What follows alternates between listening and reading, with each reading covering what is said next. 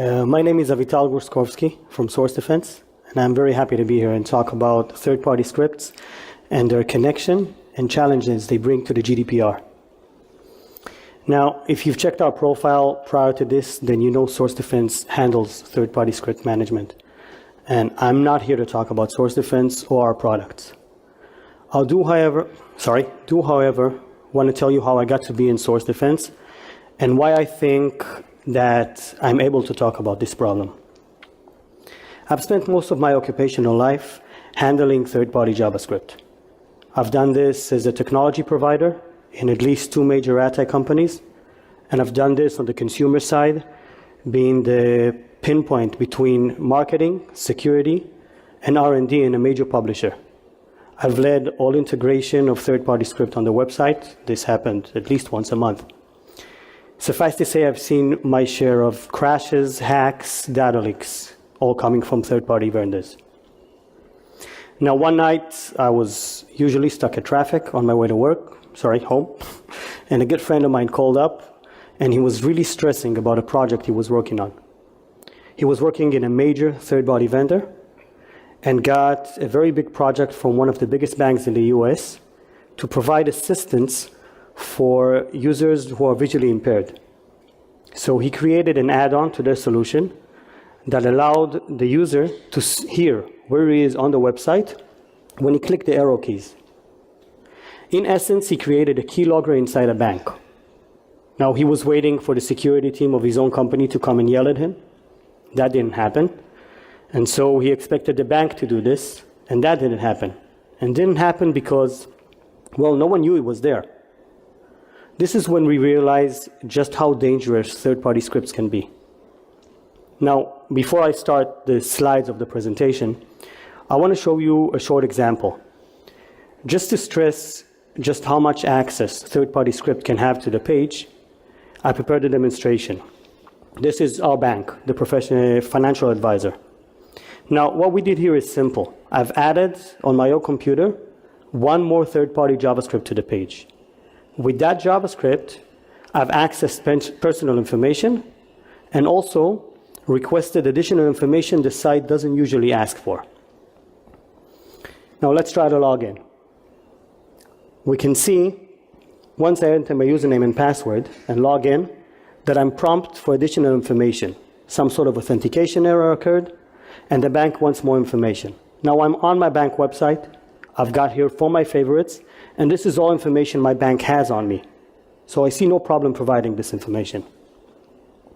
Trying to log in, I can see that the JavaScript had access to each and every piece of information I provided, both the one from the form he created and the ones on the website. This is a very simple thing to do in JavaScript. We all know this. This is just hijacking the click event on the login button and replacing it with my own action, or just simply accessing information on web forms on the page, like the username and password field. So, a short agenda. What do we want to cover here today? We want to see which third-party scripts we're talking about and why do we use them.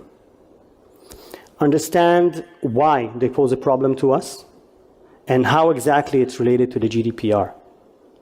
What kind of tools are available today to tackle this problem, and if and how can we make these tools better? So, just so we're on the same page, when I say third-party scripts, I don't mean JavaScript libraries like Angular or jQuery or any of these kinds. All of these can be hosted locally on your servers, so they're less of a risk factor. I'm talking about services incorporated to your site's your site code using external JavaScript. JavaScript that you can't host locally and must access remote servers. Services like social media or analytics tool, advanced marketing tools.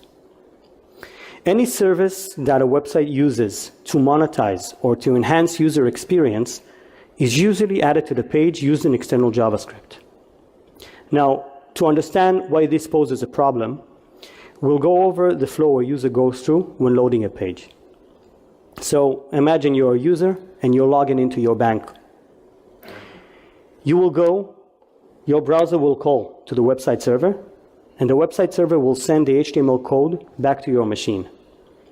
Now, at this point, you've already covered all the security measures we have in place today.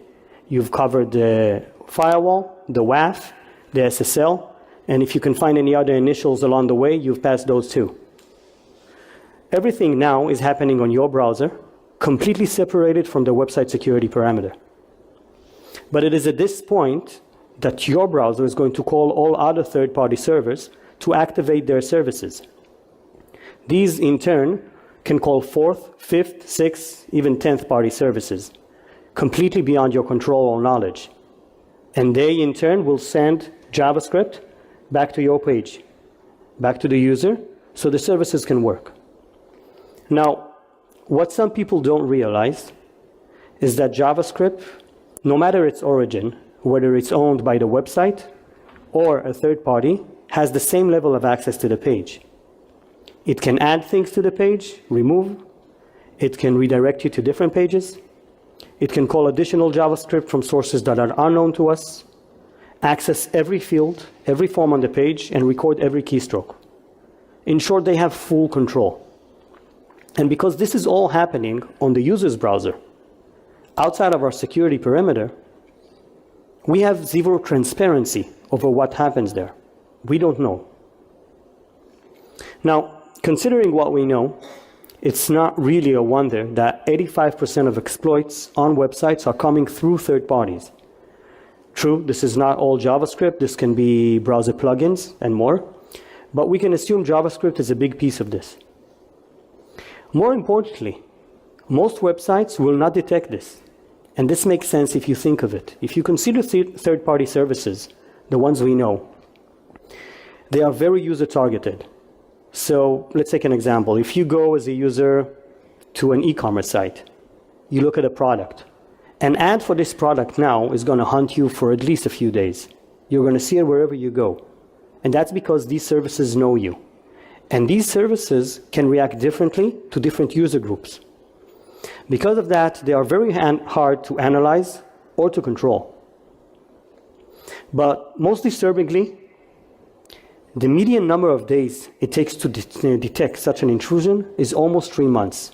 Now, to me, that's an eternity. Now, you may ask why these numbers are related to the GDPR and privacy at all. Obviously, I'm talking about a security problem here. But if we consider that almost every mouse movement, every keystroke are monitored by third-party services today, services like heat maps, advanced analytic, chat services, lead generations, and that third-party behavior changes from page to page and user to user, meaning we cannot track them, then how do we enforce GDPR compliance on our third-party scripts? And this is even before we consider that these scripts, these servers, they might get hacked, and then hackers might use them to take information out of them. But we don't have to take my word on it. This actually just happened. Pizza Hut were hacked using a third-party script. This was rumored to be their analytics, but they didn't actually tell. Now, sensitive information was taken from users. Enough information to actually allow credit cards to max out, creating a huge GDPR compliance issue. They lost addresses, email addresses, payment methods. Now, luckily for them, if you can consider being hacked lucky at all, is that this happened before GDPR is in effect, and it happened in the US. So there were no additional fines to this hack. And I remind you, GDPR can fine you 20 million euros or 4% of your gross revenue, the higher of the two, if they detect an intrusion. So what does all this have to do with the GDPR anyway? If you've ever tried reading it, you know GDPR is a huge document. It spans almost 90 pages and addresses many, many privacy issues and can be quite a lot to take. Now, when it comes to third-party scripts, there are 3 articles in the GDPR we need to consider. We have Article 16. Simply put, this article says that your users has the right to correct any information you have on them. This naturally is in line with the fact that if your users request it, you must provide to them all the information you have stored on them in a readable manner. Now, this in itself can be quite a hassle and a big challenge. Just accessing the information on your own data center. I mean, I don't need to tell you that as an organization grows, it might use different technologies to store information. Now, trying to pull information from all layers of technologies and storage on one single user and display it in a readable manner for that user can be a very big challenge for a company. Now, Article 17, the right to be forgotten, clearly states by the name, this means that the user can ask you to delete everything you have on him. Goes hand in hand with Article 18, which means the user can ask you to stop storing any information on him. So, if it's hard for an organization to access information on his own data center, what do you do about third parties? How do you make sure that your third parties provide the information the user requested, or that they delete it and stop tracking that user? Which brings us to a big question. Why is it your responsibility anyway, as a website, to cover the actions of your third-party scripts? After all, they're the ones doing it, not you. Now, I've had a chance to have this discussion several times. I've had it with product guys, with R&D, with security. I've had it with websites and with third parties. And I've heard a lot of good arguments to both sides. Starting with, it's the website's responsibility because they use these services and that code comes with the site's code.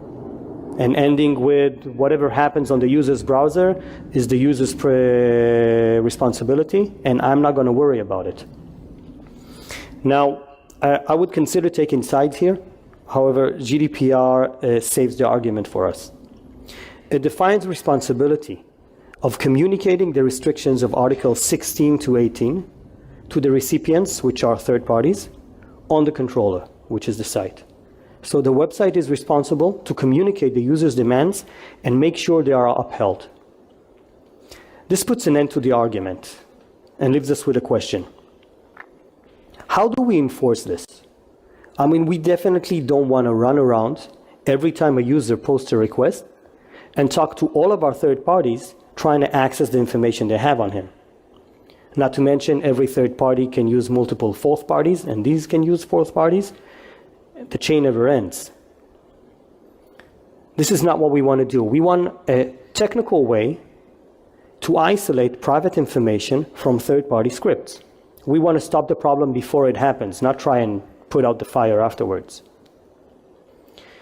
So, obviously, this is not a new issue. Third parties have been around ever since there were websites.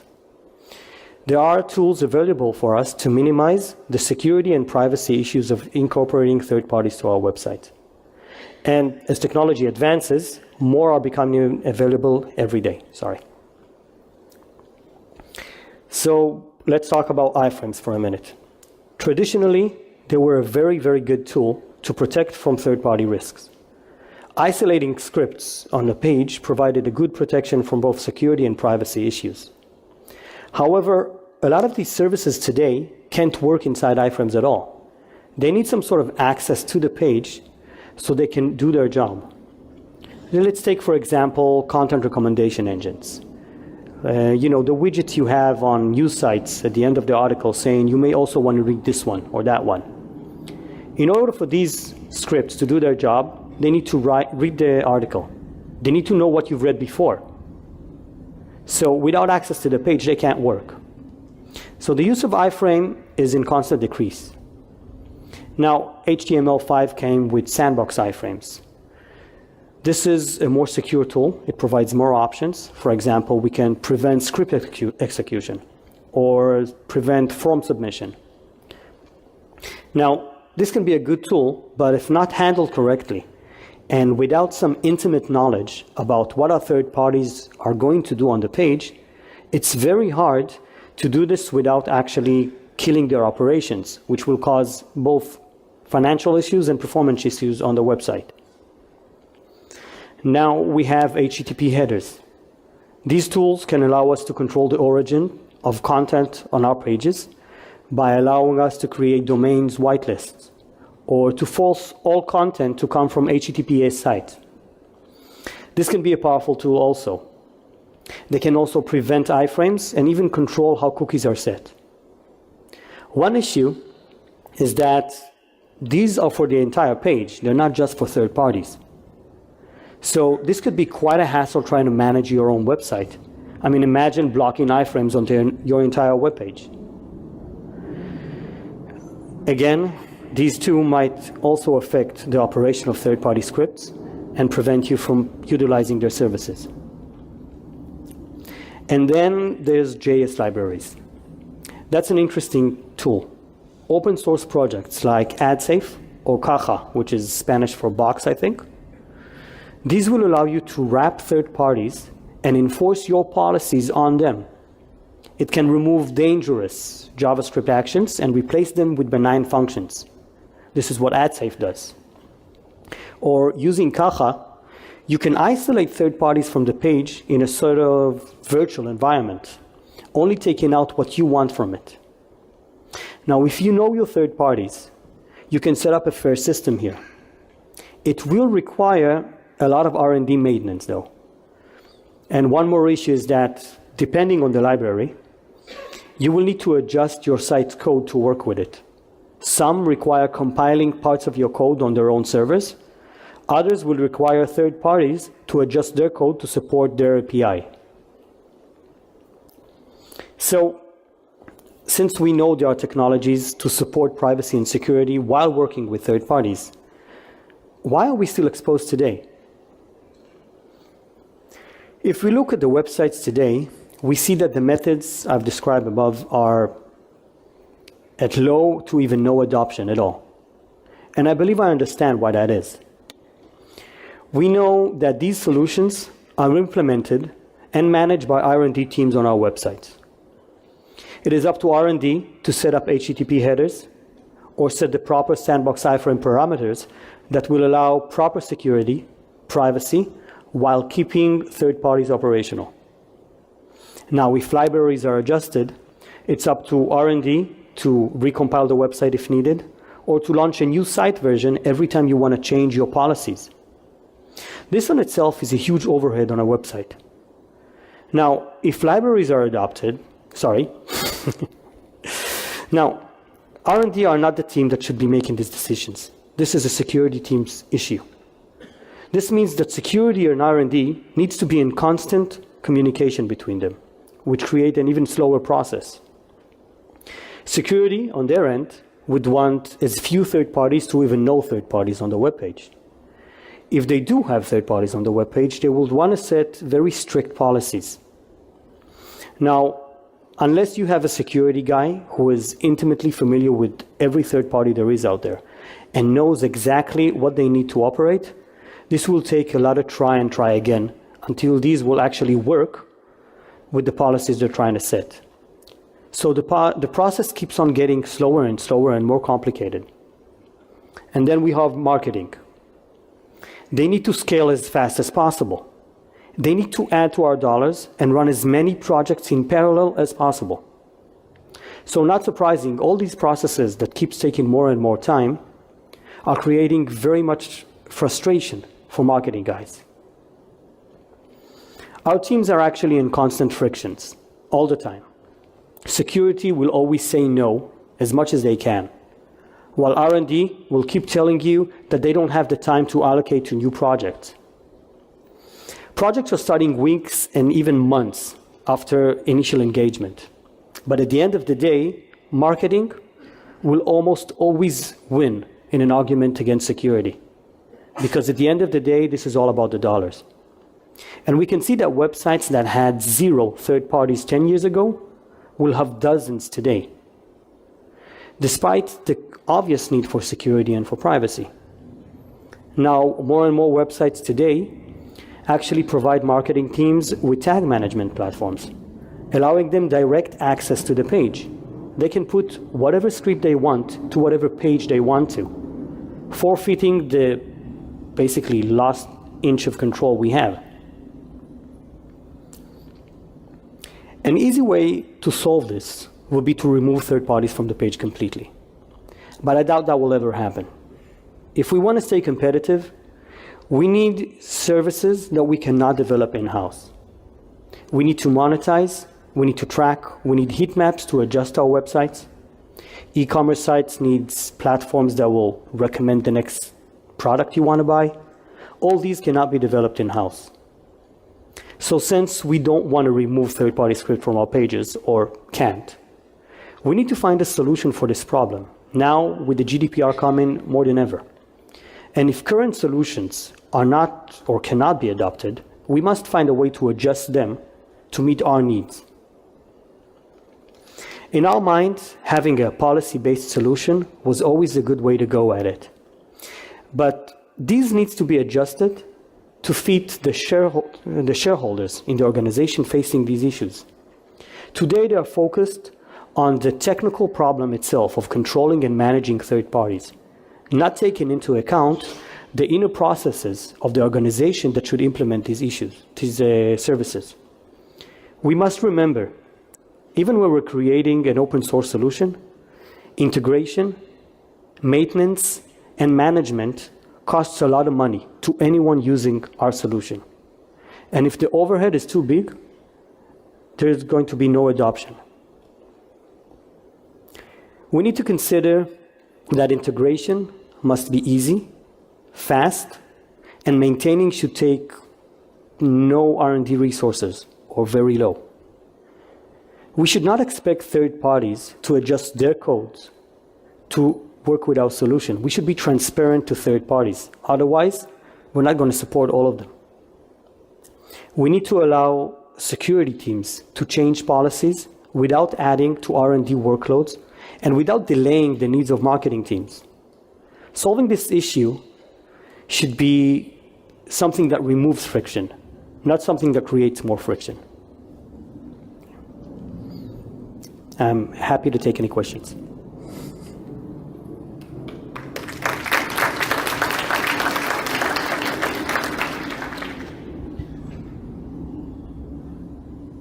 Yes. Sorry. Hi. Hi. A lot of huge companies just buy software from big software vendors like SAP or Backbase. And how is it then? Is the company responsible for checking the code for third-party JS libraries? Okay, so that's a good question. When you buy a service, any service provider, then yes, most of the websites today will do some sort of code review on these codes before they implement it to the website. But if you remember the slide of the flow, then this code is just a reference to a remote server. And that remote server will send code back to our browser, to our services. So this code can change 10 seconds after you've checked it and launched your website, and you will never know about it. Even if not changed, this code can react differently to you and to other users based on your user parameters, your geography, your browser history, or any other parameter they choose to use. And we've seen multiple examples of it, even in privacy. And there was a good example, I think, at the end of last year, where someone used an ad network to send malware only to users coming from the German parliament. That is a very, very small user group. They targeted the header, and only these were affected. All in all, just 10 people were affected. So how can you scan for that? Okay.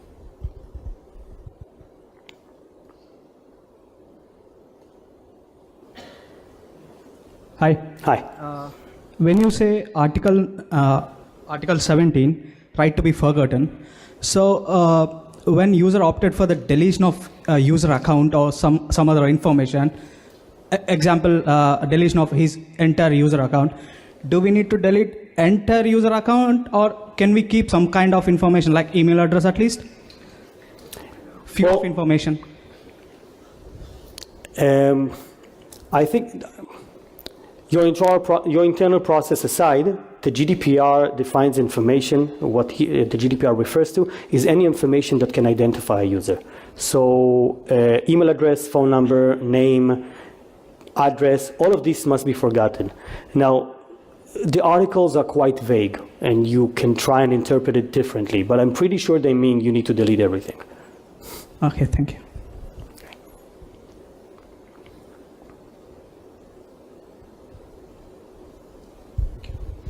Thank you for your talk. I enjoyed it. It's nice to see a link between the regulatory compliance part and the technical part. You don't see that often in the Black Hat. Besides the issues that you named, I see a more urgent issue, and that is finding a legal ground that fits your processing. So you have, I think, 5 or 6 different ones, but there are very few that actually match this purpose. It's either a legitimate interest of the company, or the consent of the user. And since legitimate interest is quite vague, that only leaves consent, which is very hard to get right. Especially since users often don't get the choice to activate that script or not. Because that causes a friction with the interest of the company. If you're doing analytics, you don't want to depend on consent of the user to count how many users you got, which pages they visited. So I don't know what your feeling is about that. Well, obviously, it's in the best interest of the website to have as much information as possible. And they obviously are not going to consult users about what type of services they will use. But the GDPR defines, again, very, very simple bits of information that for that you need consent. And that is anything that will allow you to identify the user, whether it is their IP address or their name, their address, phone number again. If you just count the fact that they were in the website, or if you say that generally between 2 million users, 90% of them likes to click this button and most of them don't click that button using heat maps, then GDPR does not cover that. This is your prerogative as a website, and you need that so you can improve your services. But once you say that the users that are doing this comes from this specific IP address, or this is done by this registered users, which you know all this about, then it becomes a problem, and then GDPR takes into effect.